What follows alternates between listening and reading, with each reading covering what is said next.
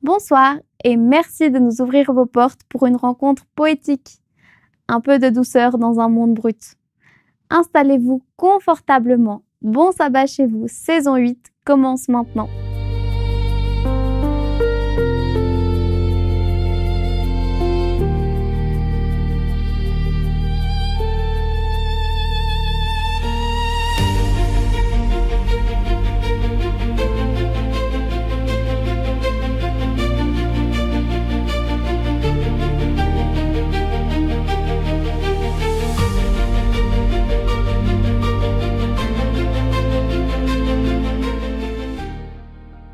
Bienvenue à Bon Sabbat chez vous. Pour commencer notre émission ce soir, je voudrais vous partager un texte que je viens de lire dans la Bible, dans le livre d'Ésaïe. Mais ceux qui comptent sur l'Éternel renouvellent leur force. Ils prennent leur envol comme les aigles. Ils courent sans s'épuiser, ils marchent sans se fatiguer. C'est une promesse de Dieu pour tous ceux qui comptent sur lui, retrouver des forces pour mieux poursuivre ensuite sa route. Je trouve ce texte parfaitement en adéquation avec notre moment. Je vous invite à vous concentrer sur Dieu durant ces 30 prochaines minutes et à le laisser vous revigorer physiquement, émotionnellement, spirituellement. Prenez tout ce dont vous avez besoin. Celui qui a promis ne ment pas.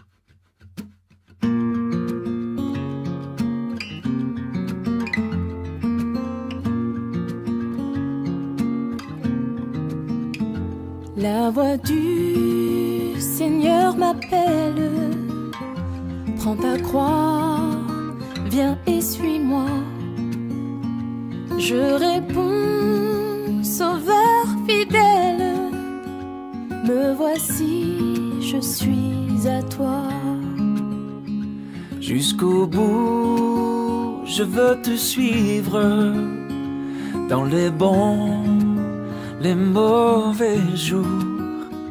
À toi pour mourir et vivre, à toi Jésus pour toujours.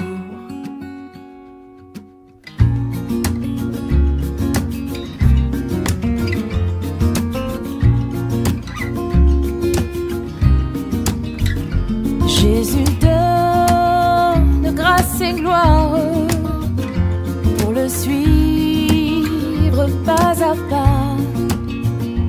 Avec lui, joie et victoire, paix et bonheur ici-bas. Oh, Oh, jusqu'au bout, je veux te suivre, dans les bons, les mauvais jours. À toi pour mourir et vivre, à toi Jésus pour toujours.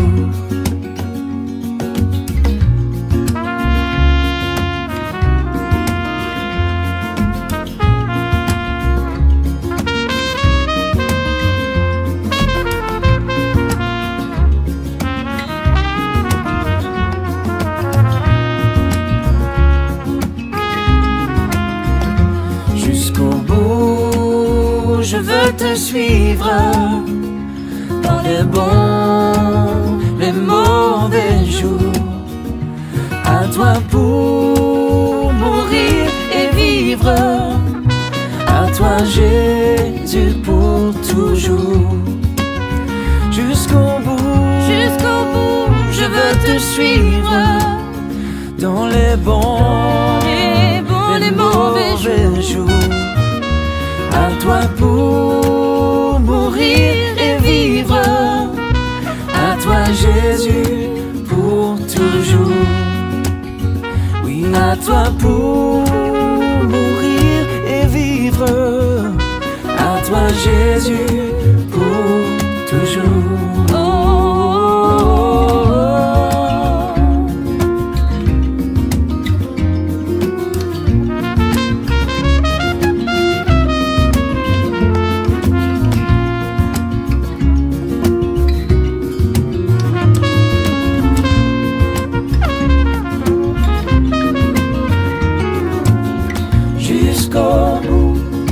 Je veux te suivre, coûte que coûte. Je veux te suivre jusqu'au bout.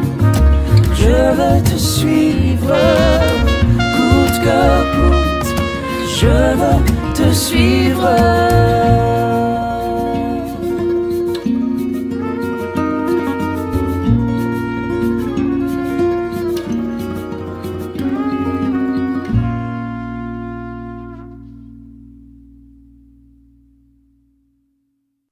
Vous connaissez l'histoire de ce petit garçon qui attendait patiemment son père?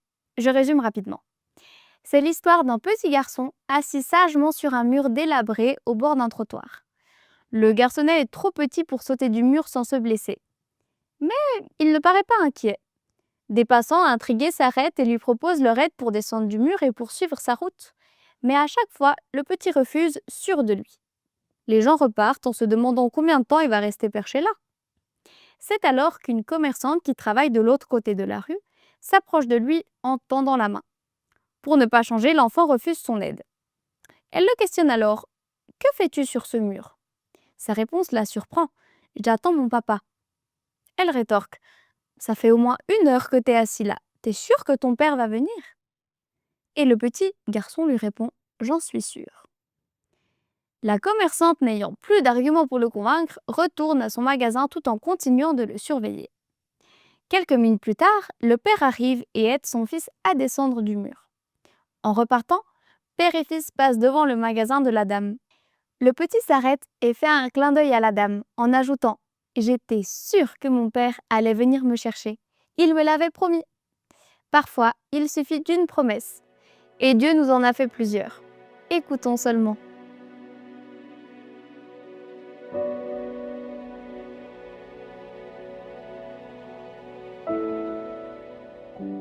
Nous connaissons tous la peur, cette émotion universelle. Lorsque nous marchons seuls dans l'obscurité, lorsque nous faisons face à un danger. Mais il existe aussi d'autres peurs plus profondes, comme la peur de l'avenir, la peur de perdre ceux que nous aimons, la peur de l'échec, la peur du rejet, de la maladie, de la mort. Ces peurs, elles peuvent nous paralyser, nous empêcher d'avancer et même obscurcir notre vision de la présence de Dieu dans nos vies. Et c'est précisément dans ce contexte que nous pouvons trouver dans le psaume 27 quelque chose, un message puissant, extraordinaire de la part de David, l'auteur de ce psaume. Il connaissait intimement la peur, il a été poursuivi par ses ennemis, menacé de mort, trahi par ceux qu'il aimait. Et j'aimerais profiter pour vous lire ce texte. Donc je vous invite à l'écouter attentivement. « L'Éternel est ma lumière et mon salut. De qui aurais-je peur? L'Éternel est le soutien de ma vie. Qui devrais-je redouter? Quand des méchants s'avancent contre moi pour faire de moi leur proie, ce sont eux, mes persécuteurs et mes ennemis, qui trébuchent et tombent. Si une armée prend position contre moi, mon cœur n'éprouve pas aucune crainte. Si une guerre s'élève contre moi, je reste, malgré cela, plein de confiance. Je demande à l'Éternel une seule chose que je désire ardemment. Je voudrais habiter toute ma vie dans la maison de l'Éternel, pour contempler la beauté de l'Éternel et pour admirer son temple. Car il me protégera dans son tabernacle le jour du malheur. Il me cachera sous l'abri de sa tente, il m'élèvera sur un rocher. Déjà ma tête se dresse au-dessus de mes ennemis qui m'entourent. J'offrirai des sacrifices dans sa tente avec des cris de joie. Je chanterai, je célébrerai l'Éternel. Éternel, écoute ma voix, car je fais appel à toi. Aie pitié de moi et exauce-moi. Mon cœur dit de ta part, recherchez-moi, et je te recherche, Éternel. Ne me cache pas ton visage, ne repousse pas avec colère ton serviteur. Tu es mon secours, ne me lasse pas. Ne m'abandonne pas, Dieu de mon salut. Même si mon père et ma mère viennent à m'abandonner, l'Éternel m'accueillera. Éternel, enseigne-moi ta voie, conduis-moi dans le sentier de la droiture à cause de mes ennemis. Ne me livre pas à la merci de mes adversaires, car de faux témoins s'attaquent à moi. des hommes que ne respirent que la violence. Oh, si je n'étais pas sûr de voir la bonté de l'Éternel au pays des vivants. Espère en l'Éternel, fortifie-toi, et que ton cœur s'affermisse. Espère en l'Éternel. Et j'aime beaucoup l'idée que ce psaume n'a pas été écrit par un David qui était encore un jeune berger idéaliste, un peu naïf, mais un roi expérimenté et réaliste, quelqu'un qui avait déjà vécu des choses avec Dieu, des victoires et des défaites, et que le voici maintenant de nouveau confronté à des nouvelles contrariétés, de nouveau confronté avec la peur. Et il décide d'écrire un chant, un poème, dans lequel il passe en revue ce cheminement avec Dieu.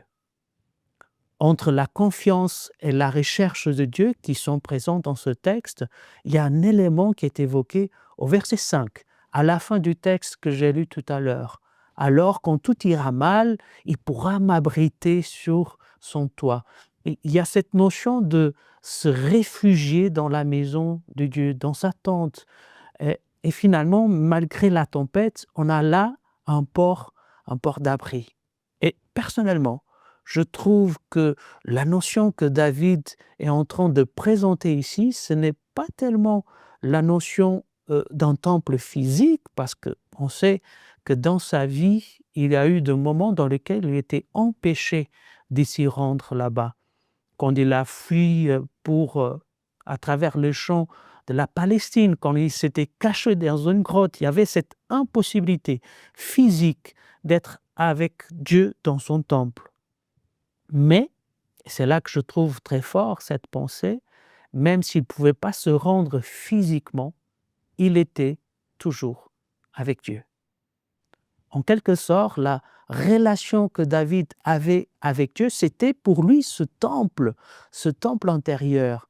Et ce sont ces expériences dans lesquelles il a éprouvé la peur et que finalement il a été convaincu, malgré cette peur, de la présence de Dieu, que lui permettait d'affronter et d'avoir cette confiance en Dieu. Encore de temps difficiles lui arrivent, et après qu'il a passé en revue ce parcours avec Dieu, donc le voici de nouveau dans ce moment de difficulté. Et au verset 13, il précise même qu'il n'a plus rien. La seule chose qui lui reste, c'est cette espérance en Dieu qu'il sera encore une fois avec lui. Et son vécu enrichi et nourri par ces expériences lui permet d'affirmer et d'inviter à nous, les lecteurs de ce psaume, à mettre notre espérance en Dieu. Cette présence de Dieu était suffisamment réelle pour qu'ils disent « Dieu sera toujours là ». Nos circonstances, ils peuvent changer. Un divorce, la perte d'un emploi, une maladie grave, le décès d'un proche. Mais à travers toutes ces choses, Dieu, il peut être présent. Il peut être le roc de notre vie, le pilier sur lequel on se sent protégé d'être effrayé. Peu importe ce qui nous arrive. C'est ce temple intérieur, cette relation avec Dieu qui peut être construite à travers la lecture de la Bible, de la prière, des silences, dans le partage avec de l'autre, mais surtout en vivant des expériences réelles avec Dieu. Et c'est cette relation proche, ce temple intérieur, que nous permet d'avoir cette même attitude que David avait devant la peur. J'aimerais partager avec vous une courte expérience. Moi, j'avais environ 20 ans et j'étais avec un groupe d'amis ensemble à côté d'une rivière qui était connue comme dangereuse, donc il y avait des tourbillons. Et comme souvent les jeunes y font, on était un peu naïfs, on s'était décidé de nous aventurer dans cette rivière avec un petit bateau gonflable. Donc, on était venus, il y avait un petit barrage et finalement on s'était lancé sur ce petit barrage. L'aventure s'était mal tournée, donc on était 4, il y a 2 qui arrivent à s'échapper assez facilement. Et moi, je suis resté avec un autre et on était pris donc par ces tourbillons d'eau qui nous enfermaient. Et à un moment donné, j'étais épuisé, je ne retrouvais plus la capacité de rester sur l'eau et je commence à couler. Et avec de moins en moins d'oxygène, je pense que vous pouvez imaginer la peur que j'éprouvais à ce moment-là. À certains moments, alors que j'étais dans l'eau, il y a ma pensée qui vient vers Dieu. Et je formule tout simplement cette phrase, cette courte prière, que ta volonté soit faite. À cet instant précis, la peur et la panique que je ressentais, ils ont disparu. Ils ont été remplacés par la paix. Et finalement, j'ai réussi à rassembler mes dernières forces. Et la vérité, c'est qu'aujourd'hui, je suis ici devant vous. Et je pense que la première des choses à retirer de cette expérience, c'est que clairement, descendre un barrage avec un petit bateau gonflable, ce n'était pas du tout la meilleure des idées. Mais plus sérieusement, faites de Dieu votre refuge. Construisez avec lui cette relation avec lui, ce temple intérieur. Et peu importe où vous êtes, peu importe les circonstances, vous aurez toujours la certitude que Dieu est là, à côté de vous. Le psaume 27 nous montre un guide à suivre. Elle est une manière de vivre autrement quand nous sommes confrontés avec la peur. Rappelons-nous de l'expérience de David et construisons cette relation avec Dieu. Abritons-nous en lui avec la certitude qu'il est là.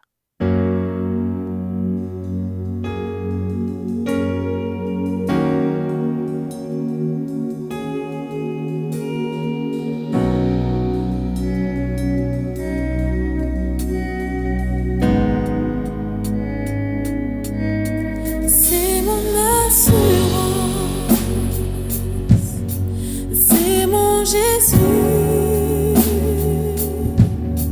Il était avec moi dans le feu, jour après jour.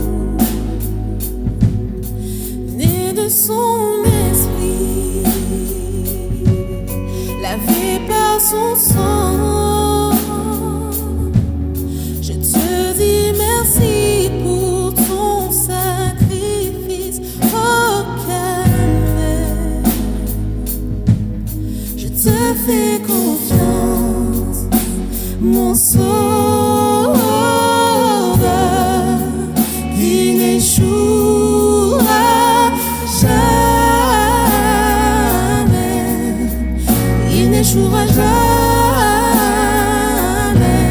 Je te fais confiance, mon sauveur, qui n'échouera jamais. Il n'échouera jamais. Soumission parfaite, je dépose tout. Je connais l'auteur de mon lendemain, c'est moi, c'est mon histoire, et c'est mon chant. Je veux louer mon roi ressuscité, mon sauveur.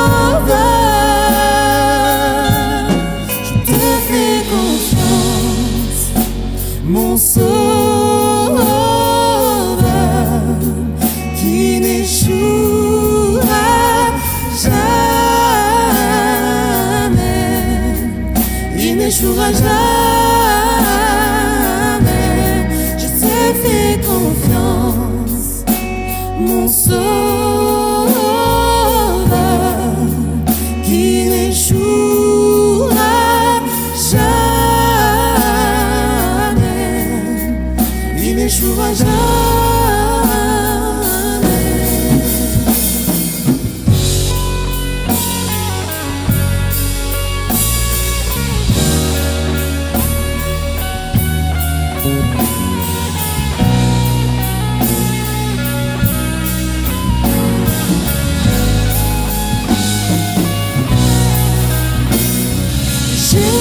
cherché Dieu, il m'a répondu. J'ai cherché Dieu, il m'a répondu. J'ai cherché Dieu, il m'a répondu. J'ai confiance en lui, j'ai confiance en lui. J'ai cherché Dieu, il m'a répondu. J'ai cherché Dieu, il m'a répondu. J'ai cherché Dieu, il m'a répondu.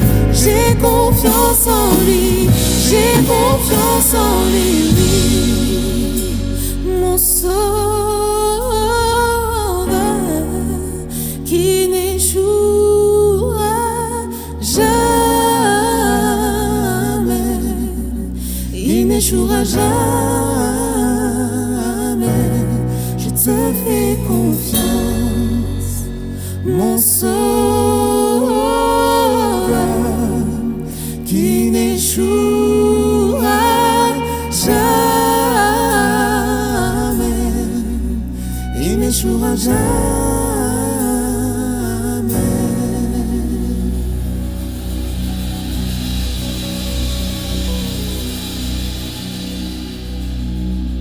J'aimerais vous inviter à la prière et surtout à commencer à construire cette relation avec Dieu, à construire ce temple intérieur avec Dieu. Prions ensemble. Papa Céleste, nous voici, Seigneur, parfois démunis pour faire face à cette émotion, Seigneur, qui a des bénéfices, il y a certains avantages dans ce sentiment, dans cette émotion, pour nous protéger, pour nous donner ce qu'il faut pour faire face à certaines choses, mais qui peut aussi nous paralyser, Seigneur, nous empêcher de voir le chemin à suivre, nous empêcher même de sentir ta présence dans nos vies, Seigneur. Et j'aimerais te demander que tu puisses nous aider à construire cette relation avec toi, Seigneur. Avoir la conviction que tu es toujours là, où nous sommes, comme nous sommes, et à nous sentir suffisamment disponibles pour qu'on puisse venir à toi et te demander, Seigneur, ta protection, demander ta présence. Aide-nous à construire cette confiance en toi à tout moment. Que cet exemple de David puisse être parlant pour nous et que chaque jour, Seigneur, on puisse avoir cette même attitude qu'il y avait en lui. Je te demande ça, Seigneur, non pas parce qu'on a de mérite, on n'a aucun, mais au bon nom de Jésus, notre Sauveur. Amen. De ma part, je vous dis au revoir et bon sabbat chez vous. Espère en l'Éternel, fortifie-toi et que ton cœur s'affermisse. Espère en l'Éternel. Je vous souhaite de trouver la force dont vous avez besoin en ce sabbat. Une des manières de s'affermir est de lire ou relire les promesses de Dieu qui jalonnent toute la Bible. Ces promesses sont pour vous, pour moi, pour tous ceux qui cherchent Dieu. Et il y en a assez pour vous accompagner durant toute la nouvelle année qui s'approche. Fouillez, cherchez dans la Bible et aussi sur notre chaîne YouTube qui compte des centaines et des centaines de vidéos inspirantes. À commencer par les 7 premières saisons de Bon Sabbat chez vous. Moi, je vous retrouve la semaine prochaine. D'ici là, je vous souhaite une bonne soirée et un bon sabbat chez vous.